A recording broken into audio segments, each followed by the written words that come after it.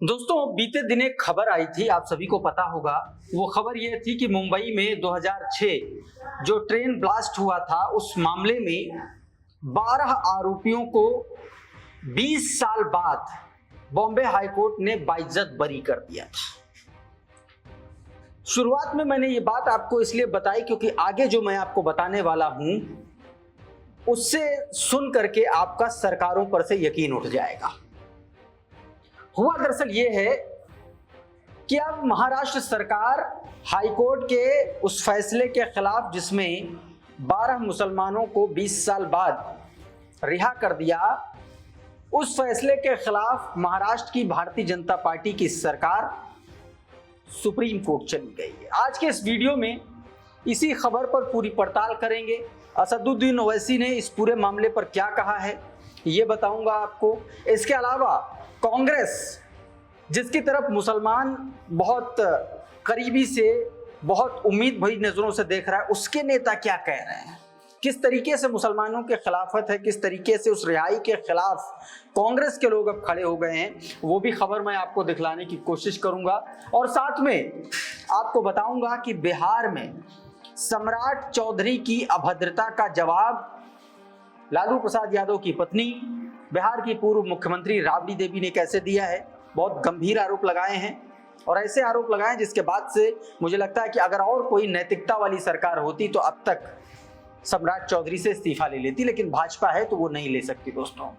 तो उसके बारे में बताऊंगा। और इसके अलावा एसआईआर को लेकर के किस तरीके से संसद भवन में लगातार नारेबाजी हो रही, वो तस्वीरें, तमाम सारी तस्वीरें दिखाऊंगा। और साथ में कैसे चुन चुन कर बंगाली मुसलमानों को बांग्लादेशी बता करके बांग्लादेश भेजा जा रहा है अवैध तरीके से, वो खबर भी दिखाऊंगा। और इसके अलावा और भी तमाम सारी खबरें हैं, लेकिन सबसे पहले असदुद्दीन ओवैसी का मैं वो बयान आपको सुनवाना चाहता हूं जो उन्होंने सीधे तौर पर महाराष्ट्र की सरकार के उस फैसले को लेकर के दिया है जिसमें वो सुप्रीम कोर्ट पहुंच गई है। असदुद्दीन ओवैसी ने क्या कहा है इस मामले में, जरा सुनिए। बीजेपी से और केंद्र सरकार से पूछना चाह रहे कि कल अगर मालेगांव ब्लास्ट में, और महाराष्ट्र सरकार से मालेगांव ब्लास्ट में अगर कल वो भी रिजर्व फॉर जजमेंट हो, मिसाल के तौर पर मान लिया जाए जो नहीं होना चाहिए, अगर कोर्ट डिसाइड करेगा कि वो एक्यूज एक्विट हो गए तो अपील करेंगे आप। दूसरी बात ये कि मक्का मस्जिद में ब्लास्ट हुआ था 2008 में, उसमें 8-10 लोगों की मौत हुई, अपील ही नहीं की उसमें। क्यों नहीं की अपील? आप ही की सरकार थी ना, बीजेपी से आपने अपील नहीं की। तीसरा, अजमेर ब्लास्ट का आप अपील नहीं करते। तो ये जो पॉलिसी है, टेररिज्म को रोकना चाहिए, टेररिज्म खत्म करना चाहिए, मगर अगर सरकार अगर एक्यूज का रिलीजन देखकर अगर अपील करेगी तो फिर ये टेररिज्म से फाइट तो कॉम्प्रोमाइज है आपकी। तो दोस्तों, इस तरीके से असदुद्दीन ओवैसी ने साफ कर दिया कि, और पूछ लिया कि क्या मालेगांव ब्लास्ट के अगर आरोपियों का फैसला कोर्ट की तरफ से, वो आरोपी अगर हाई कोर्ट की तरफ से बरी कर देते हैं तो क्या सरकार मालेगांव ब्लास्ट के भी आरोपियों के खिलाफ, हाई कोर्ट के फैसले के खिलाफ सुप्रीम कोर्ट जाएगी? क्या जो मस्जिद का ब्लास्ट का मामला जो हुआ था 2008 में, मक्का मस्जिद ब्लास्ट वाला, उसमें जो विस्फोट हुआ था, उस मामले में सरकार ने आखिर क्यों अपील नहीं की? तमाम सारे ऐसे सवाल असदुद्दीन ओवैसी ने पूछ दिया है। इसी को लेकर के दोस्तों, असदुद्दीन ओवैसी के ही नेता, उनकी ही पार्टी के नेता, प्रवक्ता वारिस पठान, उन्होंने सीधे तौर पर कटघरे में खड़ा किया और ये ही उन्होंने भी कहा। तमाम सारी बातों का हवाला देते हुए उन्होंने साफ तौर पर कहा कि मुंबई ट्रेन ब्लास्ट मामलों में हाईकोर्ट द्वारा 12 आरोपियों को 19 वर्ष बाद बरी कर दिया गया था। तो महाराष्ट्र सरकार 2 दिन के भीतर अपील लेकर के सुप्रीम कोर्ट पहुंच गई और हाईकोर्ट के फैसले पर स्टे लगा दिया गया। क्या अब सरकार धर्म के नाम पर अपीलें करेगी? क्या मक्का मस्जिद ब्लास्ट मामले में जो आज तक उसने अपील नहीं दायर की, क्या वो करेगी? और क्या मालेगांव ब्लास्ट के आरोपियों का जो भी फैसला आएगा, क्या सरकार उसके खिलाफ भी सुप्रीम कोर्ट जाएगी क्या? इस तरीके के तमाम गंभीर सवाल वारिस पठान ने भी खड़े किए हैं दोस्तों। और इनके बयान को कोट करते हुए, वीडियो को कोट करते हुए जाकिर अली त्यागी ने इस पूरे वीडियो को ट्वीट किया है।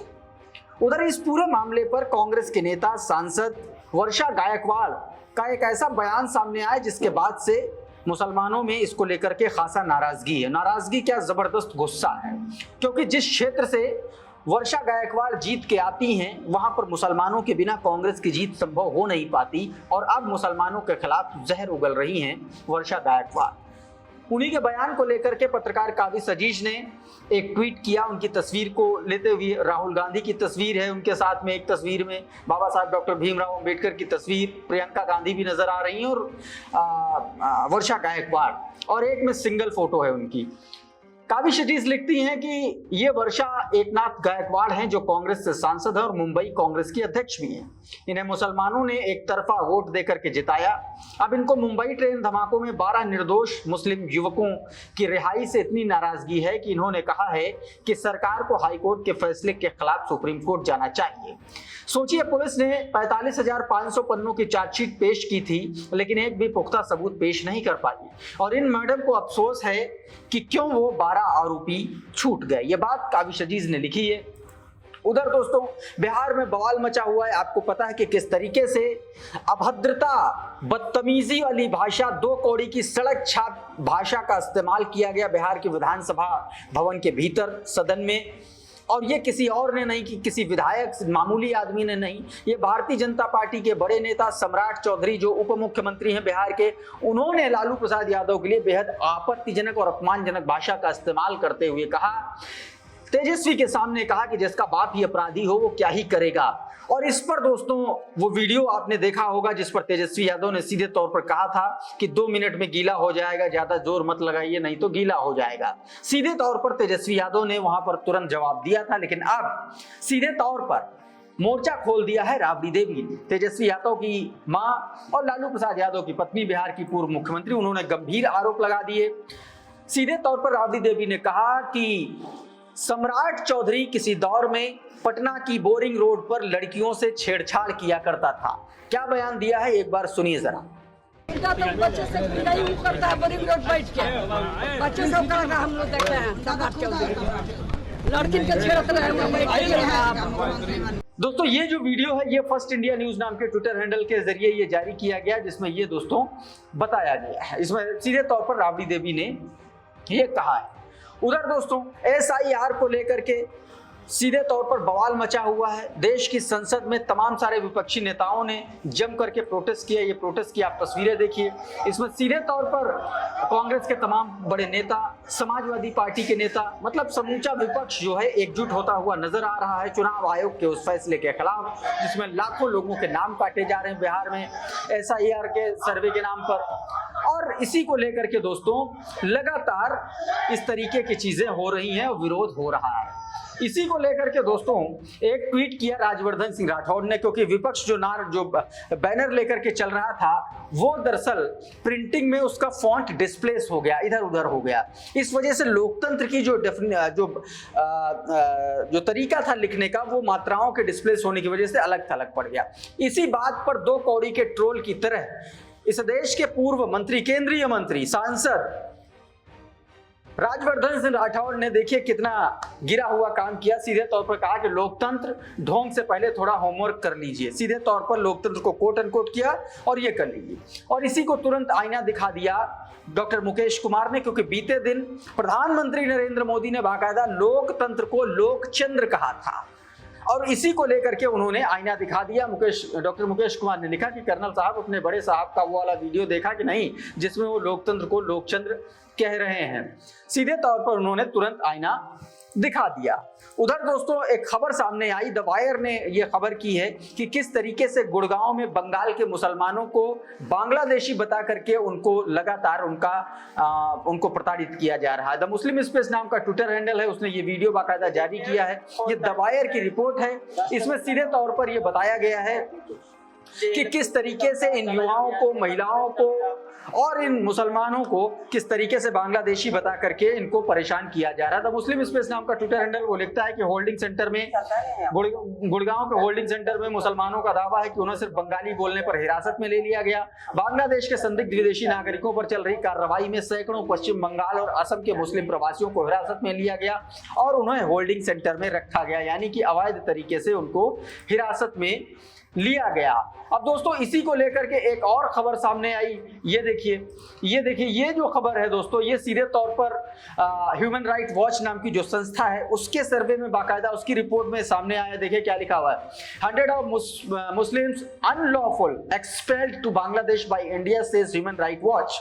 ह्यूमन राइट वॉच की रिपोर्ट में यह बताया गया कि सैकड़ों मुसलमानों को बांग्लादेशी बता करके इंडिया से डिपोर्ट कर दिया गया।